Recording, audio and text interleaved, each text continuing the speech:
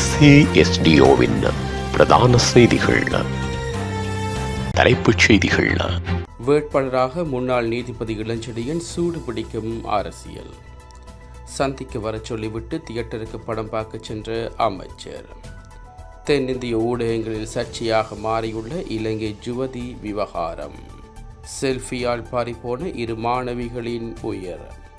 கதி கலங்கிய ரஷ்யா. தொடர்வன விரிவான செய்திகள். தாயக செய்திகள்.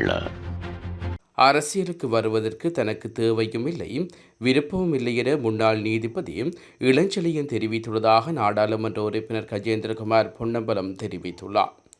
தொடர்ந்தும் தெரிவித்துள்ள அவர், இளஞ்செழியன் எனக்கு சகோதரர் போன்றவர். அவருடன் நான் அரசியல் தொடர்பாக பல தடவைகள் பேசியுள்ளேன். முன்னாள் நீதிபதி இளஞ்செழியன் அரசியலுக்கு வருவதாக இருந்தால் அவர் கொள்கை ரீதியாக சரியான ஒரு நிலைப்பாட்டை எடுக்க வேண்டும். அப்படியாய் நிச்சயமாக எங்களுடைய அமைப்பிலேயே அவருக்கு ஒரு இடம் இருக்கும்.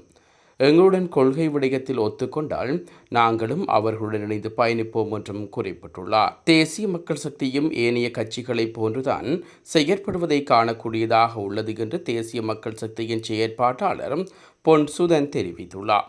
நேற்று சமூக மாற்றத்திற்கான ஊடக மையத்தில் ஊடக சந்திப்பு ஒன்றை நிகழ்த்தியும் அவர் மேற்கண்டவாறு குறிப்பிட்டுள்ளார். இது தொடர்பில் மேலும் கருத்து தெரிவித்துள்ள அவர், இது தொடர்பாக நான் தேசிய மக்கள் சக்தி அமைப்பாளர்கள் பலருடன் அமைச்சர்கள் சந்திரசேகருடன் கலந்துரையாடினேன். நேற்று முன்தினம் பிற்பகல் 2 மணிக்கு அமைச்சர் தன்னை சந்திப்பதற்கான அனுமதியை எனக்கு வழங்கியிருந்தார். தேசிய மக்கள் சக்தியின் யாழ் அலுவலகத்துக்கு வாருங்கள், அங்கு நாம் மேற்கொண்டு கலந்துரையாடி மேலதிக நடவடிக்கைகளை மேற்கொள்வதாக தெரிவித்துள்ளார். பிற்பகல் 2 மணிக்கு தேசிய மக்கள் சக்தியின் யாழ் அலுவலகத்துக்கு சென்ற நான் மாலை 6 மணி கடந்தும் அமைச்சரை சந்திப்பதற்காக அங்கேயே காத்திருந்தேன். 2 மணிக்கு வருமாறு கூறிய அமைச்சர் அலுவலகத்தில் இல்லாதால் அவரது உதவியாளர்களிடம் பலமுறை தெரிவித்தும் சந்திப்பதற்கு தான் வருவதாக கடைசி வரை அவர் கூறவில்லை.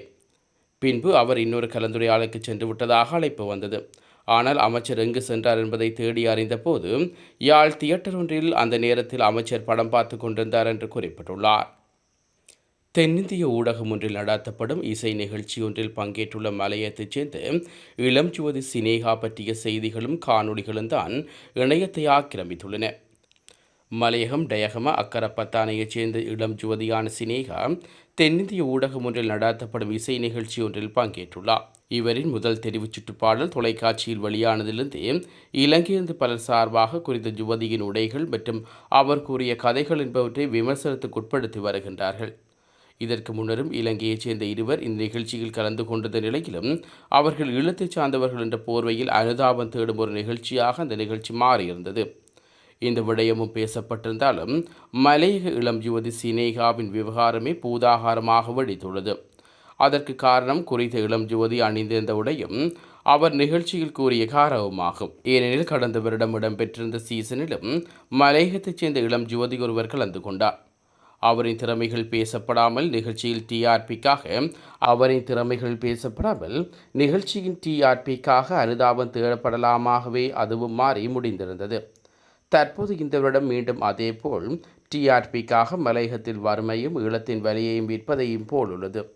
இந்நிகழ்ச்சியில் இவ்வாறான விமர்சனங்களுக்கு முற்றுப்புள்ளி வைக்கும் வகையில் குறித்த யுவதியின் தந்தை மற்றும் தாயார் காணொலி ஒன்றை வெளியிட்டுள்ளனர். முல்லைத்தீவு குமுளமுனை பகுதியில் ஆலயம் ஒன்றில் உள்ள கிணற்றில் வீழ்ந்து பாடசாலை மாணவிகள் 2 உயிர்ந்துள்ளார்கள். குமுளமுனை கொட்டுக்கிணற்று பிள்ளையார் ஆலய கேணியில் படம் எடுக்க சென்ற 2 மாணவிகள் தவறி விழுந்த நிலையில் ஆபத்தான நிலையில் மீட்கப்பட்டு முல்லைத்தீவு மாவட்ட வைத்தியசாலையில் அனுமதிக்கப்பட்ட நிலையில் சிகிச்சை பலனின்றி உயிர்ந்துள்ளார்கள். முல்லைத்தீவு குமுளமுனை கொட்டுக்கிணற்றடி பிள்ளையார் ஆலய கேணியில் படம் எடுப்பதற்காக 2 யுவதிகள் சென்றுள்ளார்கள். கேணிக்குள் இறங்கி படம் எடுக்கும் போது 2 கேணிக்குள் தவறி விழுந்துள்ளார்கள். உயிர்ந்த 2 15 வயதுடையர் என்று போலீசார் தெரிவித்துள்ளனர். உயிர்ந்த 2 மாணவிகளும் பூதன்வயல் மாமுள்ள பகுதியில் வசிக்கும் தரம் 10 கல்வி கற்கும் பாடசாலை மாணவிகள் என்பதும் குறிப்பிடத்தக்கது. குறித்த சம்பவம் தொடர்பான மேலதிக விசாரணைகளை போலீசார் மேற்கொண்டு வருகின்றனர். உலகச் செய்திகள். உக்ரைன் ரஷ்யா மீது அதன் மிகப்பெரிய ட்ரோன் அடிப்படையிலான தாக்குதலை நடத்தியுள்ளது. குறித்த தாக்குதலானது கிழக்கு சைபீரியாவில் அதன் எல்லையிலிருந்து ஆயிரக்கணக்கான மைல்கள் தொலைவில் உள்ள விமானப்படை தளம் மீது நடத்தப்பட்டுள்ளது. அதன்படி தாக்குதலை உறுதிப்படுத்திய இர்குட்ஸ்க் பிராந்தியத்தின் ரஷ்ய ஆளுநர் உக்ரைனின் ரிமோட் பைலட் விமானம் சிட்னி கிராமத்தில் உள்ள ஒரு இராணுவ பிரிவை தாக்கியதாகவும் சைபீரியாவில் இது போன்ற முதல் தாக்குதல் என்றும் கூறியுள்ளார்.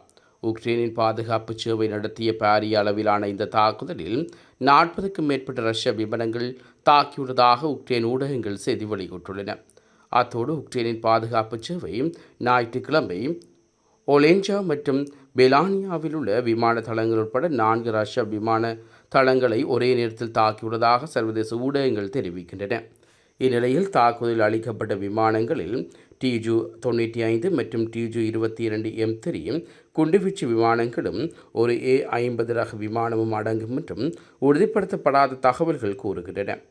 தாக்குதல்கள் உறுதி செய்யப்படாவிட்டால் போரில் மிகவும் சேதப்படுத்தும் உக்ரைனின் ட்ரோன் தாக்குதலாக இந்த தாக்குதல் இருக்கும் என்றும் ரஷ்யாவுக்கு குறிப்பிடத்தக்க பின்னடைவை ஏற்படும் எனவும் சர்வதேச வட்டாரங்கள் குறிப்பிடுகின்றன. மீண்டும் தலைப்புச் செய்திகள். வேட்பாளராக முன்னாள் நீதிபதி இளஞ்செழியன் சூடு பிடிக்கும் அரசியல். சந்திக்க வர சொல்லிவிட்டு தியேட்டருக்கு படம் பார்க்க சென்ற அமைச்சர். தென்னிந்திய ஊடகங்களில் சர்ச்சையாக மாறியுள்ள இலங்கை யுவதி விவகாரம். செல்ஃபியால் பாரிப்போன 2 மாணவிகளின் உயிர். கதி கலங்கிய ரஷ்யா.